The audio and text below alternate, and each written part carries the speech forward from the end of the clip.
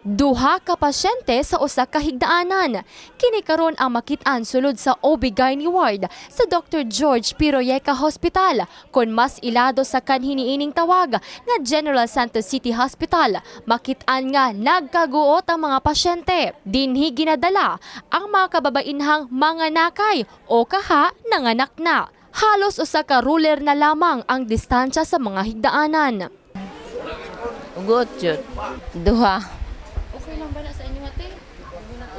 Aw, nahimutang na lang okay.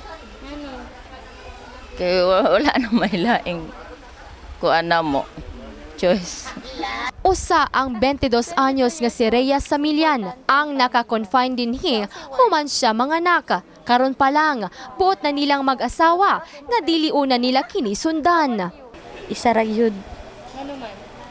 Buot sa maliban sa sakit, mahal, walay ipa dako. Mahal ang palaliton, mahal ang bugas. Kung masundan man, siguro 5 years pataas ang gap. Ganon. Apan si Pasita Espanyola, walay preno sa pagpanganak. Sa edad nga 42 anyos, gihimugso niini ang ikanapulong anak. Nasayod matud pa sila sa family planning. Apan, wala kini magsilbi kanila. Nag-family planning man, pero si Piat gyud. Malimtan. Abi na kog minupos na ba? Man, nagtuod kay ingon magutong mananambal nga di na daw ko mabuntis kay magminopos. Tingala naman kuha naman kay spotting na kung dugo na dito'y bata na dito'y sulod. Sa datos sa Jensen City Hospital pa lang, dili moobos sa 20 ka pasyenteng mabdos ang ma-admit matag adlaw. Kung diin, anaa sa napulo ang matag adlaw usab nga nagapanganak. Nasayran nga usa ka gatos lamang ang kapasidad sa ospital aron maserbisyuhan ang mga mabdos. Apan sa estado karon sa ospital matud pa moabot sa 300 ang ma-admit sa OB/GYN ward o pediatric ward. Hinungdan nga pangutana karon ni Dr. Lim sa City Health Office. Nganong naing-ana na sa mabalita daghan ka ayog mga health centers, halos tanan na baryo diri, mga purok na ay mga health centers, nganong failure gyapon. Unsa ang atong dapat himuon? Dugang pa ni Dr. Lim nga tataw ko ng pakyas ang City Health Office sa pagkatag sa impormasyon may kalabutan sa family planning. Ang among admission hindi bumababa ng 20 patients a day.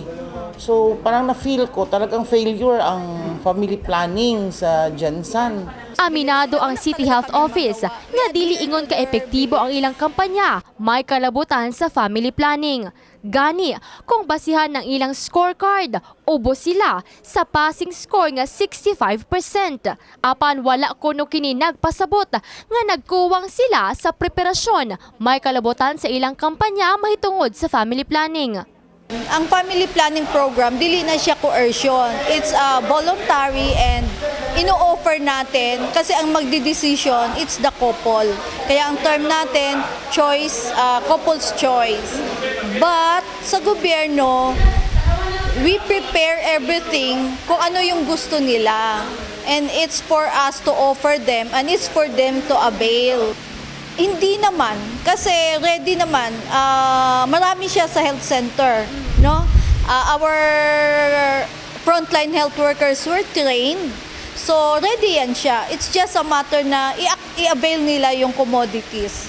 Og dugang pa sa City Health nga nagkadayang factors usab ang kinahanglang i-konsidera sa nagkataas nga populasyon sa Pilipinas. Maraming factors, religious beliefs, yung mga indigenous ka ba, depende sa faith ng isang tao kung mag-avail sila sa family planning.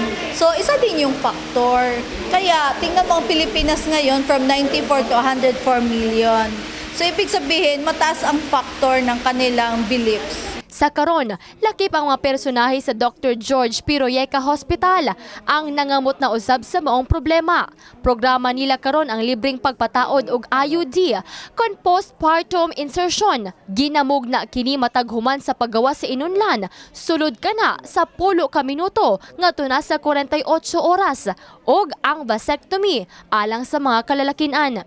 Si Annabel Castor naabtan sa news team nga nagpatanggal og implant. Apan matod niya, padayon gihapon siyang mogamit og contraceptives aron mapunggan ang pagdaghan sa ilang anak. Para unta dili mabuntis niya, nagpatanggal ko kayo, wala man ko ginadugo sa 10 ka bulan.